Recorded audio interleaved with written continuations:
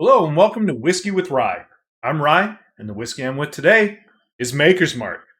Here on Whiskey with Rye, we'll talk about the distillery, the mash bill, the nose and taste of the whiskey three different ways: straight, with water, and on the rocks or with ice. So, Maker's Mark was kind of my gateway whiskey. And you'll notice I do have some blue tape on here. This is, full disclosure, my ambassador bottle. So, I do have a deep love for Maker's Mark. Their ambassador program is free to sign up for. They put your name on a barrel, and then they let you know when that barrel is aged to their satisfaction. And then you can go and buy bottles from your barrel. So, this is one of my ambassador barrels. You hand dip them yourself. You do still have to pay them, so it's not like you pay for the bottle, so it's not like they gave me free whiskey or anything like that. But just wanted to let you know. So my full name and ambassador number are covered up because it's YouTube and the internet, right? Um, so Maker's Mark is a little different than the other whiskeys we've reviewed so far, mainly because this is a wheated bourbon, whereas the others have been rye bourbons. So Maker's Mark has 70% corn, 16% red winter wheat, and 14% malted barley. Okay, so a wheated bourbon means it has wheat instead of rye normally, and that means it's normally going to be a little sweeter. Okay, the wheat gives it a real sweetness to it. So again, if you like a sweeter whiskey, Maker's Mark will probably be up your alley. It is 45% alcohol, 90 proof, consistently across board for standard Maker's Mark. So just recently, they've like in the past 5 to 10 years or so, they've added new products: Maker's 46, Maker's Cask Strength, Maker's Private Select. So there are now variations Maker's Mark, which when there didn't used to be for a long time. Also, just learned new to me recently, Maker's Mark is now part of Beam Suntory. So there's that. But it doesn't seem like they've really changed anything with that purchase by Beam Suntory. Yeah, so again, this was my gateway whiskey. This is what introduced me to bourbon neat, bourbon on the rocks, and enjoying it that way, as opposed to Jack and Cokes, Jim and Cokes, Seagram and Seven, things like that. So I credit Maker's Mark fully for getting me into the world of bourbon, and now even more so into the world of whiskey. Okay, again, 45%, 90 proof, 1 liter. Because it's the ambassador bottle. The 750 milliliter bottles, I think, are $30 or something like that. So it's very affordable for very consistent, good bourbon, right? Let's pour some. So Maker's Mark also has a screw top, which is the first one we've done of those. So this was bottled. You probably can't see it, but it was bottled in 2017 by me. Or not bottled by me, but dipped by me, and then stamped by me. So we'll do our straight water pour. Again, going with the Glencairn. Got to, right? And let's do a little less than we have been on the ice bottle, or for the ice pour. We'll stick that back here on this display so you can see the bottle. You will know Makers by the hand-dipped wax. So every single bottle of Maker's Mark that you buy, regardless of where you buy it, is hand-dipped, okay? There is a whole conveyor belt of ladies, mostly, I haven't seen any men on it, that literally hand-dip every single bottle. And it's up to them how deep into the wax they go, and then it'll run like that. It's rare to see a bottle in store with this wax strip like that. So if you find one in each store like that, that's actually quite rare. It doesn't make it necessarily worth more money or anything like that, but it's just kind of a fun tidbit, right? So let's jump in and get to the nose. So again, our first wheated bourbon, so it shouldn't have any of those spice notes, like that pepper or anything like that. More leaning towards this sweet. And it definitely does that. So that is a lot of green apple forward, followed by caramel. So it's almost like a caramel apple. It reminds me of the when I was a kid, we had the caramel apple pops, that was like a hard green caramel apple, green apple sucker with like a caramel coating on it. So it almost has that fake apple smell and fake sugar smell. But if they call themselves bourbon, by law, it can't have any fake flavoring in it. So it's nothing added or anything like that. It also has a lot of almost a perfume, like potpourri note at the end. But mainly that green apple and that caramel to go with it. All right, let's jump in.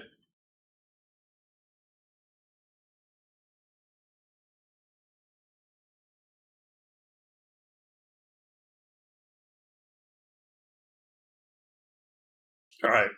So it's been a little bit since I've had just straight Maker's Mark because I've, expanded my palate and things like that. But that is still really nice to go back to. It has that nostalgia feeling, so this may be a little skewed. Um, but to start, I get more of the corn out of it, almost like a corn dust. Like if you've been around where they've ground fresh corn and just kind of that corn powder that's in the air, it kind of tastes like that to start, and then there's a little bit of dryness at the end. So Maker's Mark doesn't have an age statement on it because they don't have a set time that they age to, and then it's quote unquote done. They go until it meets the flavor profile that they're looking for. So that also means that the majority of Maker's Mark bottles, everyone that you get is going to be similar, if not exact, to the previous one. Obviously, the longer it's been open, how you serve it, things like that, that will make a difference as well.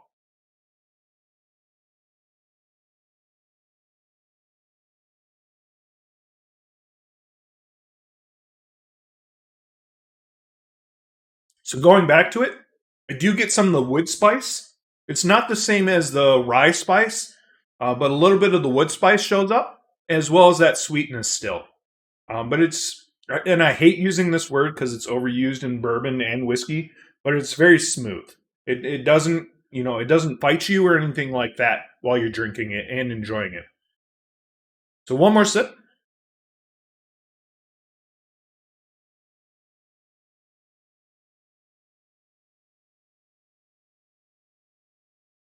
It's simple.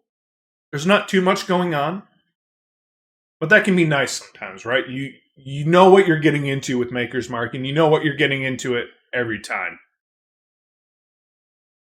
So that caramel does show up. There, the apple doesn't show up on the taste, but no, it's a very nice sipping whiskey, and I'm sure from experience it'll do whatever you want it to do. We use it to bake in our house as well. So like we do a bourbon bundt cake. We'll use Maker's Mark in that as well. So again, time for ice. Handy dandy Yeti. Pop that in. And one for the dog.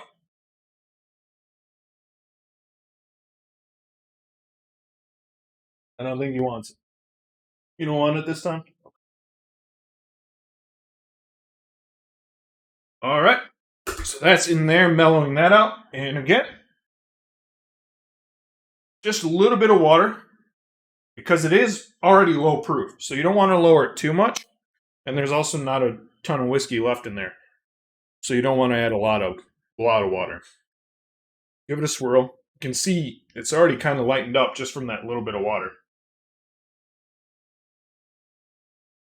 So the water is really taking away that green apple on the nose. It's really, you get more of the alcohol as well as the caramel. The caramel is definitely still there, but it's a lot more muted and definitely behind the alcohol.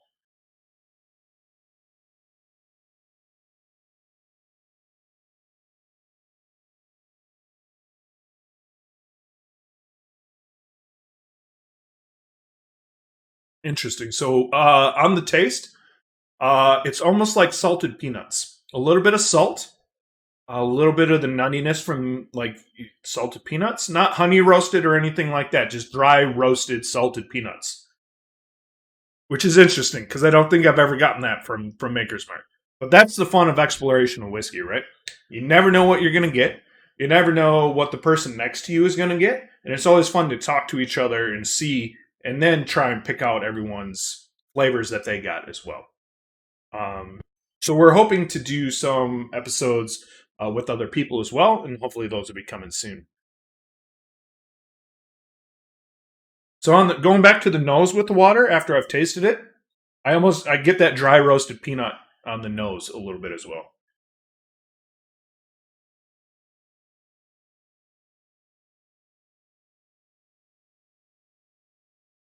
Yeah, it definitely has like a saltiness, which is weird. And then some of the wood shows up on the back end, kind of dries out your mouth, dries out your tongue a little bit. But again, still very nice. I prefer it straight as opposed to with water. Well, yeah, no, very nice. Very simple. Again, there's not a ton going on. So if you just want a basic sipper, I think Maker's Mark is definitely something that's going to be up your alley. So again, just proof. It's in there. So this is butterscotch now with the ice in it. It smells like a butterscotch candy that comes in that yellow cellophane wrapper that everyone's grandma had in their purse. Yeah, just very butterscotch forward.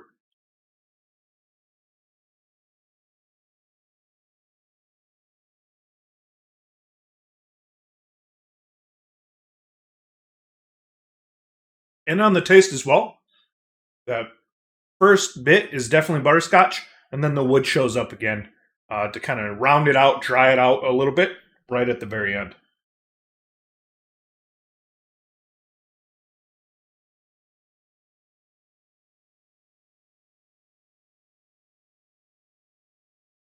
Yeah, I mean, it doesn't really change. The wood comes in right at the end, kind of evens out the sweetness so it doesn't get too sweet. But yeah, I mean, it's simple, it's good. You know what you're getting. That's kind of Maker's Mark, right? So I would do straight, then on the rocks, and then the water would be how I would rank them in order of preference. So again, this was standard Maker's Mark, 45% alcohol, 90 proof, about $30 or so here around me, and available really everywhere, which is kind of nice, right? So yeah, so that is Whiskey with Rye, and until next time, cheers.